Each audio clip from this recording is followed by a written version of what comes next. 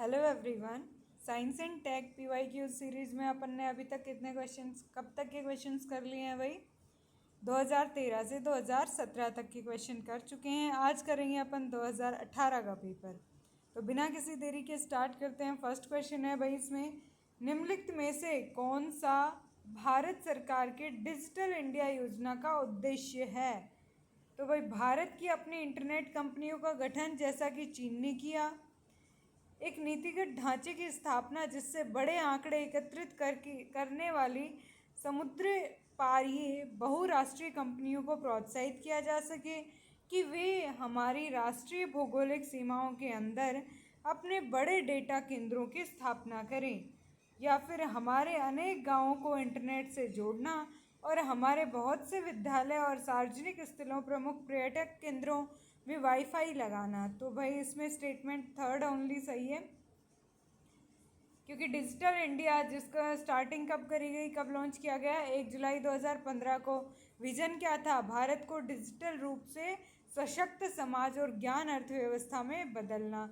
दृष्टि क्षेत्र क्या थे भाई? प्रत्येक नागरिक के लिए एक कोर यूटिलिटी के रूप में डिजिटल इंफ्रास्ट्रक्चर, मांग पर शासन और सेवाएं, नागरिकों का डिजिटल सशक्तिकरण करना। डिजिटल इंडिया का उद्देश्य विकास क्षेत्रों के 9 स्तंभों पर अत्यधिक आवश्यक बल प्रदान करना है। ब्रॉडबैंड, राजमार्ग, मोबाइल कनेक्टिविटी के लिए यूनिवर्सल एक्सेस, सार्वजनिक इंटरनेट एक्सेस प्रोग्राम है। अतः थर्ड स्टेटमेंट सही है। ई गवर्नेंस, ई गवर्नेंस क्या होता है? प्रौद्योगिकी के माध्यम से सरकार में सुधार। ई क्रांति, सेवाओं की electronic delivery. Digital India mission का उद्देश्य भारत में इंटरनेट कंपनियों का गठन तथा डाटा केंद्रों की स्थापना नहीं था। अतः फर्स्ट और सेकंड स्टेटमेंट क्या है? गलत। नेक्स्ट क्वेश्चन है, जीपीएस तकनीक का उपयोग निम्नलिखित में से किन क्षेत्रों में हो सकता है? मोबाइल फ़ोन प्रचालन, बैंकिंग प्रचालन या पावर ग्रिड को नियंत्रण करने में। तो भाई इसमें तीनों के तीनों स्टेटमेंट सही हैं। पढ़ते हैं इसके बारे में। जीपीएस तकनीक का उपयोग किसी वस्तु के स्थान निर्धारण, नेविगेशन, एक स्थान से दूसरे स्थान पर जाना, ट्रैकिंग यानी निगरानी, सटीक समय पर माप लेने में किया जाता है। यह मोबाइल फ़ोन प्रचालन, फ़ोन कॉल्स को रूट करने के लिए, बैंकिंग परिचालन, एटीएम की स्थिति, कैश लेन देन ट्रैक करने के लिए, पावर ग्रिड उनका नियंत्रण, बिजली को उपभोक्ता तक पहुंचाने के लिए, मनोरंजन, स्वास्थ्य तथा फिटनेस, स्मार्ट वॉच दौड़ने जैसी गतिविधियों को ट्रैक करता है, निर्माण, खनन और ऑफ रोड ट्रक ट्रैकिंग, परिवहन में इसका उपयोग किया जाता है।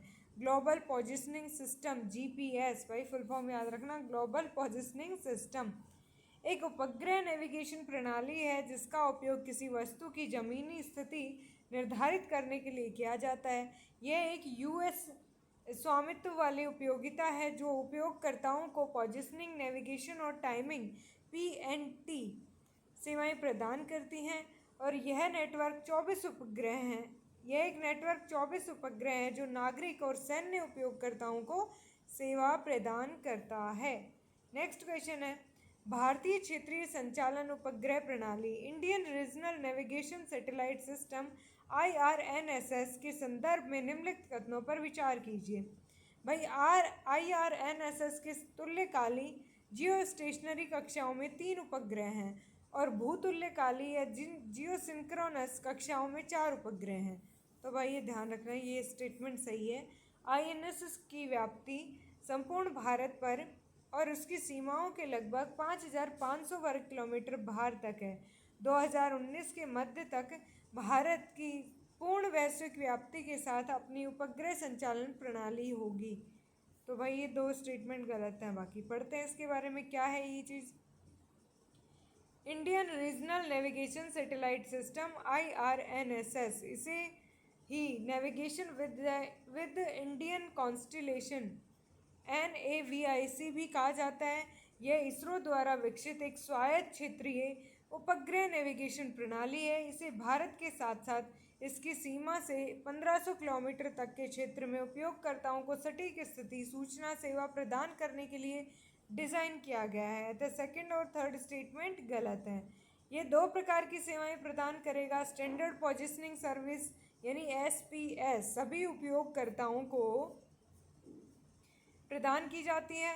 सेकंड, ये प्रतिबंधित सेवा RS, यह केवल अधिकृत उपयोगकर्ताओं को ही प्रदान की जाने वाली एक एन्क्रिप्टेड सेवा है। IRNSS सिस्टम से प्राथमिक सेवा क्षेत्र में 20 मीटर से बेहतर स्थिति सटीकता प्रदान करने की उम्मीद है। वर्तमान में इसमें लगभग 36,000 किलोमीटर की दूरी पर स्थित 7 सक्रिय उपग्रह शामिल हैं। 3 उपग्रह भूस्थितिक कक्षा यानी GEO में है और 4 उपग्रह झुकी हुई भूतुल्यकालिक कक्षा यानी GSO में है। IRNSS के कुछ अनुप्रयोग स्थलीय, हवाई, समुद्री नेविगेशन, आपदा प्रबंधन, वाहन ट्रैकिंग, बड़े प्रबंधन, मोबाइल फ़ोन के साथ एकीकरण, सटीक समय मानचित्रण, जियो डाटा कैप्चर आदि हैं। इसलिए फर्स्ट स्टेटमेंट सही है। नेक्स्ट क्वेश्चन है, निम्नलिखित परिघटनाओं पर विचार कीजिए। प्रकाश गुरुत्व द्वारा प्रभावित होता है। ब्रह्मांड लगातार फैल रहा है। पदार्थ अपने चारों ओर दिक्काल को विकुंचित करता है। तो भाई ये तीनों स्टेटमेंट सही हैं। उपयुक्त में से अल्बर्ट आइंस्टाइन की अपेक्षिकता के सामान्य सिद्धांत के भविष्य कथन कौन से हैं जिनकी प्राय समाचार माध्यमों में विवेचना होती है? तो ये तीनों हैं भाई, पढ़ते हैं इसके बारे में। आइंस्टीन का सापेक्षता सिद्धांत। 1915 में अल्बर्ट आइंस्टीन ने अपनी सामान्य सापेक्षता के सिद्धांत का प्रतिपादन किया, जिसमें यह प्रस्तावित किया गया कि गुरुत्वाकर्षण स्वयं में द्रव्यानुमुक्त वस्तुओं जैसे तारे तथा ग्रहों के अंतरिक्ष काल के आच्छादन का परिणाम था। इसे अंतरिक्ष समय के रूप में आइंस्टाइन ने समझाया। आइंस्टाइन का सापेक्षता का सिद्धांत यह बतलाता है कि अपने द्रव्यमान तथा संघटन को ध्यान में रखे बिना सभी वस्तुएं समान तरीके से गिरती हैं। सामान्य सापेक्षता में वस्तुओं के बारे में की गई घोषणाएं सूर्य की तरफ मुड़ जाता है जब वह सूर्य के नज़दीक होता है। विशाल पदार्थ अपने चारों ओर स्पेस टाइम दिक्काल को विकुंचित देते हैं और ब्रह्मांड का लगातार विस्तार हो रहा है। ब्रह्मांड के विस्तार से तात्पर्य समय के साथ ब्रह्मांड के दो दूरस्थ भागों के बीच दूरी का बढ़ना है। यह एक आंतरिक विस्तार है। बुध ग्रह की सूर्य कक्षा अनापेक्षित रूप से अपनी कक्षा पर ज़्यादा घूमती है। गुरुत्व से रेडशिफ्ट क्या होता है? ये जब प्रकाश गुरुत्व के साथ किसी वस्तु से अलग होता है तो प्रकाश एक दीर्घ तरंग दैर्ध्य के रूप में खींचा जाता है जब यह सेंटर ऑफ वैली से अलग हटता है। शार्पियो डिले, जब प्रकाश किसी उच्च द्रव्यमान युक्त वस्तु के पास से गुजरता है तो मध्यम पड़ जाता है। गुरुत्वीय तरंगें ये 14 दिसंबर 2015 को पहली बार देखी गई। नेक्स्ट क्वेश्चन है, भारत में विकसित आनुवांशिक रूपांतरित सरसों जेनेटिकली मॉडिफाइड सरसों GM सरसों के संदर्भ में निम्नलिखित कथनों पर विचार कीजिए। भाई ये बहुत इंपॉर्टेंट टॉपिक है। GM सरसों में मृदा जीवाणुओं के जीन होते हैं जो पादपों को अनेक किस्मों के पीड़कों के विरुद्ध पीड़क प्रतिरोध का गुण देते हैं। ये स्टेटमेंट गलत है। GM सरसों में वे जीन होते हैं जो पादप में पर परागण और संकरण को सुकर बनाते हैं। GM सरसों का विकास IARI पंजाब कृषि विश्वविद्यालय द्वारा संयुक्त रूप से किया गया है। तो भाई इसमें ओनली सेकंड स्टेटमेंट सही है, बाकी गलत है। पढ़ते हैं इसके बारे में, थोड़ा ध्यान से देखना। ये ट्राई बीज उत्पादन के लिए बैसिलस एमिलोलिफेंसिस से 3 जीन IE, बार्नेज, बारस्टार और बार का उपयोग करके विकसित किया गया है। इसमें मुख्य रूप से 2 जीन बार्नेज और बारस्टार होते हैं जो सरसों में पार परागण और संकरण के लिए देते हैं, जो बड़े पैमाने पर एक आत्म परागण पौधा है क्योंकि इसका मादा और नर दोनों जुड़ाव प्रतीक वाले व्यक्तिगत फूल हैं। GM सरसों को दिल्ली विश्वविद्यालय के वैज्ञानिकों द्वारा विकसित किया गया है, न कि पंजाब। यह परियोजना विज्ञान मंत्रालय के एक विभाग जैव प्रौद्योगिकी विभाग द्वारा वित्त फैलाया गया है। नेक्स्ट क्वेश्चन है, निम्नलिखित फैलाया गया है क्या है? नेक्स्ट क्वेश्चन है, निम्नलिखित युग्मों पर विचार कीजिए। कभी कभी समाचारों में आने वाले शब्द और संदर्भी विषय। भाई बेल सेकंड का प्रयोग कृत्रिम बुद्धि के फॉर्म में यूज किया जाता है। ब्लॉकचेन प्रौद्योगिकी का उपयोग डिजिटल या क्रिप्टो मुद्रा के रूप में, ये तो सही है। कैस्पर Cas9 ये कण भौतिकी नहीं भाई, तो सेकंड सही है, तो अपन आंसर निकाल सकते हैं। सेकंड ही है इसका आंसर है ओनली। देखो बेल सेकंड प्रयोग यह एक कण भौतिकी प्रयोग है। इसमें बी मेसोन ब्यूटी क्वार्क युक्त भारी कण और अन्य कणों के गुणों का अध्ययन करने के लिए जापान में के सुपर केकेवी त्वरक परिसर में कमीशन किया गया है। क्वार्क का पीछे उल्लेख किया जा चुका है। विगत प्रश्नों में बेल सेकंड प्रयोग में उच्च ऊर्जा इलेक्ट्रॉन पॉजिट्रॉन टक्करों से उत्पन्न विभिन्न प्राथमिक कणों को ज्ञान प्रकार के उप डिटेक्टरों से युक्त 8 मीटर लंबे बेल सेकंड डिटेक्टर का उपयोग करके देखा जाएगा तथा इन नवनिर्मित कणों B meson dark sector बोटमोनियम lepton चार्मोनियम की दिशा और संवेग को माप प्रदान करेगा। ब्लॉकचेन तकनीकी। ब्लॉकचेन एक डिजिटल डाटाबेस लेजर है जहां डाटा सूचना को ब्लॉक के रूप में संग्रहित किया जाता है। ये सभी एक श्रृंखला से जुड़े रहते हैं। यह स्थायी रिकॉर्ड संरक्षण रियल टाइम लेन देन पारदर्शिता का संयोजन है। यह एक नेटवर्क में जो कि सभी कंप्यूटर जुड़े कई के लिए उपलब्ध होते हैं। ये क्रिस्पर Cas9 यह अनूठी टेक्निक है जो आनुवंशिक विधों और चिकित्सा शोधकर्ताओं को जीनोम के कुछ हिस्सों को संपादित करने में सक्षम बनाती है। डीएनए के अनुभागों को हटाने और जोड़ने बदलने में ये काम आती है। क्रिस्पर Cas9 प्रणाली में 2 प्रमुख अणु होते हैं जो डीएनए में परिवर्तन को परिचय देते हैं। Cas9 नामक एंजाइम एक आणविक कैंची की एक जोड़ी के रूप में कार्य करता है जो डीएनए के 2 पहलुओं जीनोम में एक विशिष्ट स्थान पर काट सकता है ताकि डीएनए के टुकड़े जोड़े और निकाले जा सकें। आरएनए का एक टुकड़ा जिसे गाइड आरएनए या जीआरएनए कहा जाता है, इसे पूर्व डिजाइन किए गए आरएनए अनुक्रमण लगातार 20 आधार लंबे का एक छोटा टुकड़ा होता है जो पूर्व डिजाइन करे अनुक्रम गाइड Cas9 को जीनोम के दाहिने हिस्से में ले जाता है और यह सुनिश्चित करता है कि Cas9 एंजाइम जीनोम में सही बिंदु पर काटता है। नेक्स्ट क्वेश्चन है, जब सुबह आपके स्मार्टफोन का अलार्म बजता है तो आप उठ जाते हैं और अलार्म बंद करने के लिए उसे थपकी देते हैं जिससे आपका गीज़र स्वतः ही चल पड़ता है। आपके स्नानागार में लगा स्मार्ट दर्पण दिन के मौसम को दर्शाता है और आपकी ऊपरी टंकी में पानी के स्तर का भी संकेत देता है। जब आप नाश्ता बनाने के लिए अपने रेफ्रिजरेटर से कुछ किराना सामान निकालते हैं तो इसमें भंडारित सामान में आई कमी को जान लेता है और ताज़े किराना सामानों की पूर्ति के लिए क्रियादेश दे देता है।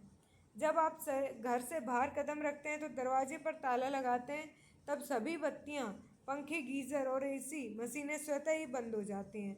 आपके कार्यालय के रास्ते पर आपकी कार आने वाले यातायात की भीड़ के बारे में आपको चेतावनी देती है और वैकल्पिक रास्ते का सुझाव देती है और यदि आपको किसी बैठक के लिए देर हो रही है तो उसके अनुसार आपकी कार्यालय में संदेश भेज देती है।